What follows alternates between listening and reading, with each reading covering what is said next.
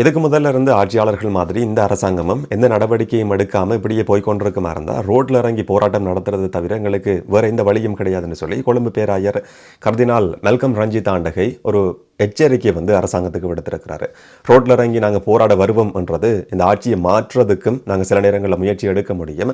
அரசாங்கம் கவனமாக செயற்படணும் என்ற மாதிரியான ஒரு மறைமுகமான எச்சரிக்கையை இதை பார்க்க முடியும். அனுருகுமார திசாநாயக்க யாரோடையும் டீல் போடக்கூடாது என்று சொல்லியும் ஒரு வார்த்தையை கர்தினால் பயன்படுத்தி இருக்கிறார். இதுக்கு பின்னால் இருக்கிற சில விஷயங்களை பற்றி இந்த காணொலியில் பார்க்கலாம். இதனிடம் முன்னாள் ஜனாதிபதி ரணில் விக்ரமசிங்கவுக்கு இந்த அரசாங்கம் திரும்பவும் ஒரு எச்சரிக்கை விடுத்திருக்கு. ஊடக சந்திப்புகளை நடத்தலாம், குற்றச்சாட்டுகளை நிராகரிக்கலாம், மறுதளிக்கலாம். ஆனாலும் அரசாங்கம் கட்டாயம் சட்ட நடவடிக்கை எடுக்கும். ரணில் விக்ரமசிங்க இதிலிருந்து தப்ப முடியாது, பட்டலந்த குற்றச்சாட்டிலிருந்து கடைசி வரைக்கும் தப்ப முடியாது என்ற ஒரு நேரடியான எச்சரிக்கை திரும்பவும் விடுக்கப்பட்டிருக்கு. இந்த ரெண்டு விஷயங்களையும் பற்றி இந்த காணொலியில் இன்னும் கொஞ்சம் விளக்கமா தெளிவாக பார்க்கலாமா. வணக்கம், நான் பிரசாந்த் ராஜ். அரசாங்கத்தின் மேல இருக்கிற விமர்சனங்கள் இப்போ வெளிப்படையாக அடுத்தடுத்து பலராலையும் முன்வைக்கப்பட்டு வருது. அதில் மிக முக்கியமான ஒரு நபர் தான் கொழும்பு பேராயர் கர்தினால் மெல்கம் ரஞ்சித் ஆண்டகை. அரசாங்கத்துக்கு சார்பாக இருந்தவர்.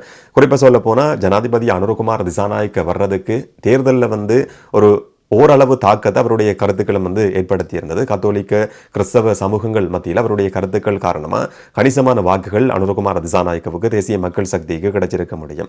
என்னன்னு சொன்னால் வேற எந்த அரசியல் கட்சி ஆட்சிக்கு வந்தாலும் கூட ஈஸ்டர் குண்டு தாக்குதல் சம்பந்தமான உண்மைகள் மர்மங்கள் வெளிச்சத்துக்கு வராது. இந்த தரப்பு வந்தால் மட்டும்தான் உண்மை கண்டுபிடிக்கப்படும் என்ற மாதிரியான ஒரு நம்பிக்கை பலருக்கும் இருந்தது, இப்பவும் இருக்கு. ஆனால் இந்த விசாரணைகள் உரிய முறையில் முன்னெடுக்கப்படுதா என்ற மாதிரியான ஒரு சந்தேகத்தை கொழும்பு பேராயர் முன் வச்சிருக்கிறாரு. கடந்த காலத்தில் நடந்த சில சம்பவங்களை நினைவுபடுத்தி இந்த அரசாங்கமும் அதே பாதையில தான் பயணம் செய்து கொண்டிருக்கா என்ற கேள்வி கேட்கப்பட்டிருந்தது. குறிப்பாக ஊடகவியலாளர்கள் சம்பந்தமான விஷயம், பிரகீத் எக்னலி கூட காணாமலாக்கப்பட்டது, கீத் நோயா சித்திரவதை செய்யப்பட்டது, லசந்த விக்ரமதுங்கவினுடைய படுகொலை, இது எல்லாத்துக்கு பின்னாலேயும் இருக்கிறது அரசியல் சக்திகள். இதெல்லாம் தெரிஞ்சு கொண்டும் எந்த விதமான நடவடிக்கையும் கடந்த காலங்களில் எடுக்கப்படாமல் இருந்தது. அனுருகுமார திசாநாயக்கவும் அதே பாதையில தான் பயணம் செய்து கொண்டிருக்கிறாரா, எந்த விதமான நடவடிக்கையும் எடுக்காமல் இருக்கிறதுக்கான காரணம் என்னன்னு சொல்லி ஒரு கடுமையான விமர்சனமும் நேரடியான எச்சரிக்கையும் விடுக்கப்பட்டிருந்தது. ஈஸ்டர் குண்டு தாக்குதல் நடத்தப்பட்டு இப்ப 6 வருஷங்களாக போகுது. அந்த 6வது வருஷத்தை நாங்கள் அனுஷ்டிக்கிறதுக்கு முதல்ல சாதகமான ஒரு பதில இந்த அரசாங்கம் சொல்லாம மறுக்குமா இருந்தா, உண்மையை எங்களுக்கு வெளிப்படுத்தாம இருக்குமா இருந்தா, ஏதோ ஒரு ரகசியம் இருக்கு என்ற மாதிரியான கருத்தை கொழும்பு பேராயர் பதிவு செய்திருக்கிறார். அந்த ரகசியங்களை மூடி மறைக்காம அனுருகுமார திசாநாயக்க ஒரு டீல் போடாம உண்மையை வெளிச்சத்துக்கு கொண்டு வர்றதுக்கு நடவடிக்கை எடுக்கணும். அப்படி இல்லாட்டி நாங்கள் ரோட்ல இறங்கி போராட்டம் நடத்துவோம், எங்களுக்கு வேற எந்த வழியும் கிடையாது என்ற மாதிரியான ஒரு நேரடியான மறைமுகமான எச்சரிக்கை கொழும்பு பேராயர் விடுத்திருக்கிறார். நீங்களும் இப்படியே போய்கொண்டிருப்பீங்களா இருந்தால் உங்களையும் மாற்றுறதுக்கும் எங்களால் முடியும் என்ற மாதிரியான ஒரு எச்சரிக்கையை இதை பார்க்க முடியும். என்ன நடக்கும்ன்றதை பொறுத்திருந்து பார்க்கலாம். இரண்டாவது விஷயம், பட்டலந்த ஆணைக்குழுவினுடைய அறிக்கை தொடர்ச்சியாகவே செய்திகளையும் சமூகத்திலையும் பேசப்பட்டு வருது. இந்த ஆணைக்குழுவினுடைய அறிக்கை சம்பந்தமான விஷயம் பேசப்பட்டதுக்கு பிறகு ரணில் விக்ரமசிங்கவினுடைய உண்மையான பிம்பம் வெளிச்சத்துக்கு வந்திருக்கு என்று சொல்லியும் பார்க்க முடியும். ரணில் விக்ரமசிங்க என்று சொல்லப்படுற ஒரு நபரை பொறுத்த வரைக்கும் இலங்கையினுடைய மூத்த அரசியல்வாதி, சிரேஷ்ட அரசியல்வாதி, சாணக்கியம் சாமர்த்தியம் இருக்கிறவர். எதுவாக இருந்தாலும் சாதாரணமாக அப்படியே கடந்து போவார். எந்த கேள்வியை கேட்டாலும் கூட சிரிச்சு கொண்டே இருப்பார், எதுக்கும் கோபப்பட மாட்டார். அரசியலில் இந்த மாதிரியான நபர்களை பார்க்கவே முடியாது. அதுக்கு ரணில் விக்ரமசிங்க என்றவர் ஒரு நல்ல உதாரணம் என்ற மாதிரியான ஒரு பிம்பம் தான் அவரை சுற்றி கட்டமைக்கப்பட்டிருந்தது. ஆனால் அல் ஜசீரா நேர்காணலுக்கு பிறகு அந்த பிம்பம் சுக்குநூறா உடைச்சி அடிச்சு நொறுக்கப்பட்டிருக்கு. ரணில் விக்ரமசிங்க என்றவர் இப்படியான ஒரு நபர் தான். அவரும் ஒரு சாதாரண அரசியல்வாதி தான். கேட்கிற மாதிரி கேட்டா அவரும் குழப்பம் அடைவார், பதற்றம் அடைவார், நடுக்கத்தோட பதில் சொல்ல முடியாம இருப்பார். அதுக்கு பிறகு அதை சமாளிக்கிறதுக்கான முயற்சிகளில் ஈடுபடுவார் என்றதை அந்த நேர்காணலுக்கு பிறகான சம்பவங்கள் இப்ப எங்களுக்கு வெளிப்படுத்தி இருக்கு. அல் ஜசீரா நேர்காணல் ஒளிபரப்பானதும் இலங்கையில் ஊடக சந்திப்பு நடத்துறார், இனவாதத்தை கையில் எடுக்கிறார். எல்லாருமே மற்ற மதங்களை சேர்ந்தவர்கள் எல்லாருமே பௌத்த மகா சங்கத்துக்கு கீழே தான் அந்த மாதிரியான ஒரு கருத்தை நான் அந்த நேர்காணல பதிவு செய்திருந்தேன். அது ஒளிபரப்பப்படல, வெட்டி நீக்கப்பட்டிருக்கு என்ற மாதிரி ஒரு இனவாத கருத்தை இங்க பதிவு செய்திருந்தார். இப்ப பட்டலந்த ஆணைக்குழுவினுடைய அறிக்கை சம்பந்தமா பேசப்பட்டது, பாராளுமன்றத்தில் சமர்ப்பிக்கப்பட்டிருந்தது. அதை சமாளிக்கிறதுக்காக ஒரு ஊடக சந்திப்பை ரணில் விக்ரமசிங்க நடத்தி இருக்கிறார். இதுவும் ஒரு வழக்கத்துக்கு மாறான செயற்பாடுன்னு சொல்லியே பார்க்க முடியும்.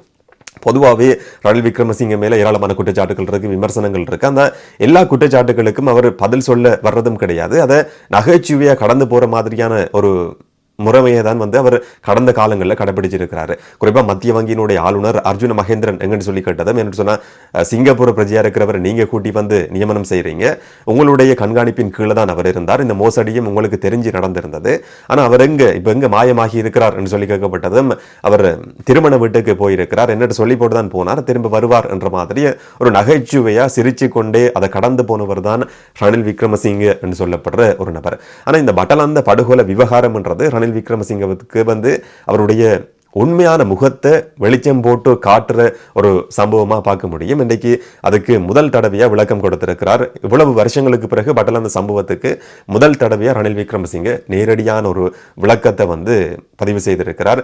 எழுதி வாசிக்கிறார்ன்றதும் அடுத்த மிக முக்கியமான விஷயம். பொதுவாகவே ரணில் விக்ரமசிங்கே இந்த மாதிரி எழுதி வாசிக்கிறது கிடையாது. ஜனாதிபதியா இருந்த காலகட்டத்தில் ப்ரொம்ப்டரை யூஸ் பண்ணி இருப்பார். மற்ற நேரங்களில் வந்து சில நேரங்களில் மட்டும் அந்த மாதிரி எழுதி வாசிப்பார். ஆனால் ஒரு விளக்கம் கொடுக்கிறதுக்காக முதல் தடவையா இப்படி எழுதி வாசிச்சு விளக்கம் கொடுத்திருக்கிறார் என்றதும் இங்கே கவனிக்கப்பட வேண்டியது. இது ஒரு ஊடக சந்திப்பும் கிடையாது. ஊடகங்களை எதிர்கொண்டு இந்த மாதிரியான விளக்கத்தை கொடுக்கவும் இல்லை. என்னன்னு சொன்ன சில கேள்விகள் கேட்கப்படலாம், அதை சமாளிக்க முடியாமல் இருக்கும் என்றதும் என்னமோ தெரியாது. ரெக்கார்ட் பண்ணி ஊடகங்களுக்கு அனுப்பி வைக்கப்பட்டிருக்கிற ஒரு குரல் பதிவு. அதுல வந்து தன்னுடைய தன்னிலை விளக்கத்தை ரணில் விக்ரமசிங்கே வந்து இந்த மாதிரி சொல்றாரு. 1987 காலகட்டத்தில் வந்து இந்தியாவுக்கும் இலங்கைக்கும் இடையில தமிழர்களுக்கான தீர்வை பெற்றுக் கொடுக்கிறோம் என்ற பேர்ல வந்து ஒரு உடன்படிக்கை கைச்சாத்திரப்பட்டிருந்தது. இதுக்கு எதிராக ஜேவிபி கிளர்ச்சி செய்து இதை கட்டுப்படுத்துறதுக்காக ஜேஆர் அரசாங்கம் வந்து நடவடிக்கை எடுத்திருந்தது. பாதுகாப்புக்கான அச்சுறுத்தல் என்ற அடிப்படையில் இந்த நடவடிக்கை எடுக்கப்படுது. வியகம பிரதேசத்தில் எண்ணெய் சுத்திகரிப்பு நிலையம், டீசல் மின் உற்பத்தி நிலையம், மகாவலியிலிருந்து கொழும்புக்கு மின்சாரத்தை விநியோகிக்கிறதுக்கான நிலையம் என்று சொல்லி வர்த்தக வலயமா அது மாற்றப்பட்டிருந்தது. இந்த வர்த்தக மையங்களை பாதுகாக்கிறது அரசாங்கத்தினுடைய தேவை என்ற அடிப்படையில் இராணுவம் அதுக்காக களமிறக்கப்படுது. அந்த மாதிரி இராணுவத்துக்கான தங்குமிடங்களை பெற்றுக் கொடுக்கிறது சம்பந்தமா இன்மேல குற்றம் சாட்டப்பட்டிருக்கு. இது ஒரு நேரடியான குற்றச்சாட்டு கிடையாது. வீடுகள் பெற்றுக் கொடுக்கப்பட்டது சம்பந்தமான மறைமுகமான ஒரு தலையீடு என்ற அடிப்படையில் தான் குற்றச்சாட்டு இருக்கு. கொலைகள், சித்திரவதைகள் சம்பந்தமான நேரடியான குற்றச்சாட்டு கிடையாதுன்னு சொல்லி ரணில் விக்ரமசிங்கே சொல்றாரு. இந்த காலகட்டத்தில் வந்து சபுகஸ்கந்த போலீஸ் நிலையம் தாக்கப்படுது. போலீஸ் நிலையத்தினுடைய பொறுப்பதிகாரி படுகொலை செய்யப்படுறார். இதுக்கு பிறகு பாதுகாப்பு பிரதி அமைச்சர் ரஞ்சித் விஜயரத்ன அவருடைய தலையீட்டின் அடிப்படையில் அந்த வீட்டு தொகுதி பட்டலந்த வீட்டு தொகுதி வந்து போலீஸ் அதிகாரிகளுக்கு இராணுவத்துக்கு கொடுக்கப்பட்டிருந்தது. நளின் தெல்கோட என்று சொல்லப்படுற கலனி போலீஸ் அதிகாரிக்கு வந்து இது ஒப்படைக்கப்பட்டிருந்தது. பாதுகாப்பு பிரதி அமைச்சரினுடைய தலையீட்டின் அடிப்படையில் ரணில் விக்ரமசிங்கவால் இந்த வீட்டு தொகுதி கொடுக்கப்பட்டது. அதுதான் சித்திரவதை முகாமா பயன்படுத்தப்பட்டது என்றது குற்றச்சாட்டு. ஆனால் இதை ஏற்றுக்கொள்ள முடியாது, அதை நான் நிராகரிக்கிறேன், இதை தவிர மற்ற எந்த குற்றச்சாட்டுகளுக்கும் என்னால் பதில் சொல்ல முடியாது என்று சொல்லியும் ஒரு தன்னிலை விளக்கத்தை ரணில் விக்ரமசிங்கே கொடுத்திருக்கிறார். இதையும் தாண்டி சந்திரிகா அம்மையாரினுடைய காலகட்டத்தில் தான் இந்த ஆணைக்குழு நியமிக்கப்படுது. அரசியல் சேறு பூசுறதுக்கான ஒரு முயற்சியா இதை பார்க்க முடியும். 2000ஆம் ஆண்டிலேயே பாராளுமன்றத்தில் இது கொண்டு வரப்பட்டிருந்தாலும் விவாதம் நடத்துறோம் என்று சொல்லி எந்த ஒரு தரப்பும் ஜேவிபி உட்பட யாருமே ஒரு கோரிக்கையை முன்வைக்கவே இல்லை. 25 வருஷங்களுக்கு பிறகு அதை வந்து விவாதிக்கிறது என்றது இலங்கையில மட்டும் கிடையாது, உலகத்தில் எந்த ஒரு பாராளுமன்றத்திலையும் நடைமுறையில் இல்லாத ஒரு விஷயம் என்ற மாதிரி தன்மையில் இருக்கிற குற்றச்சாட்டுகளை ரணில் விக்ரமசிங்கே நிராகரிச்சிருக்கிறாரு. இதுக்கு அரசாங்கம் திரும்பவும் ஒரு எச்சரிக்கை விடுத்திருக்கு. அமைச்சர் நலிந்த ஜெயதிச வந்து சொல்றார், ரணில் விக்ரமசிங்கே எதை வேணுமென்றாலும் சொல்ல முடியும், ஆனால் நடந்த படுகொலைகளுக்கு, சித்திரவதைகளுக்கு பொறுப்பு சொல்ல வேண்டியவர் அவர்தான். இந்த ஆணைக்குழுவினுடைய அறிக்கை பாராளுமன்றத்தில் சமர்ப்பிக்கப்பட்டிருக்கிறது மட்டும் கிடையாது, இதை பற்றி விசாரணை செய்யறதுக்கு இன்னும் ஒரு புதிய ஆணைக்குழுவை இந்த அரசாங்கம் நியமனம் செய்யும். சட்டம் அதிபருக்கு இந்த அறிக்கைகள் அனுப்பி வைக்கப்படும். அதுக்கு பிறகு கட்டாயம் சட்ட நடவடிக்கை எடுக்கப்படும். இதிலிருந்து ரணில் விக்ரமசிங்கவால கடைசி வரைக்கும் தப்ப முடியாது என்ற ஒரு எச்சரிக்கையை அமைச்சர் நலிந்த ஜெயதீச ரணில் விக்ரமசிங்கவுக்கு விடுத்திருக்கிறார். 80களில் நடந்த ஒரு சம்பவம் 90களில் ஆவணம் வெளிவருது. இப்போ அது பாராளுமன்றத்தில் சமர்ப்பிக்கப்பட்டு விவாதம் நடத்தப்பட இருக்கு, சட்ட நடவடிக்கை எடுக்கப்பட இருக்கு என்றது திரும்ப திரும்ப சொல்லப்பட்டு வருது. ஆனால் இலங்கையினுடைய கடந்த கால வரலாற்றை எடுத்து பார்க்குற நேரத்தில் இதெல்லாமே வந்து வெறும் ஒரு பேசு பொருளாக தான் இருக்க போகுது. ரணில் விக்ரமசிங்கே இந்த அறிக்கையை மையமாக கொண்டு சிறையில் அடைக்கப்படுவாரான்னு கேட்டால் அது மிகப்பெரிய ஒரு சந்தேகத்துக்குரிய விஷயம். இந்த மீம்ஸ்ல எல்லாம் வர்ற மாதிரி ரணில் விக்ரமசிங்கே சிறையில் அடைக்கப்படுவார் என்று சொல்லி அந்த அப்பாவி சிறுவன் நம்பினான் என்ற மாதிரி தான் இதை பார்க்க வேண்டியிருக்கு. ஆனால் என்ன நடக்கும் என்றதை பொறுத்து பார்க்கலாம். இதை பற்றி உங்களுடைய கருத்துக்கள் என்னன்றதை மறக்காம கமெண்ட்ல பதிவு செய்யுங்க. இன்னும் ஒரு காணொலியில் இன்னும் ஒரு தகவலோட சந்திக்கலாம். வணக்கம்.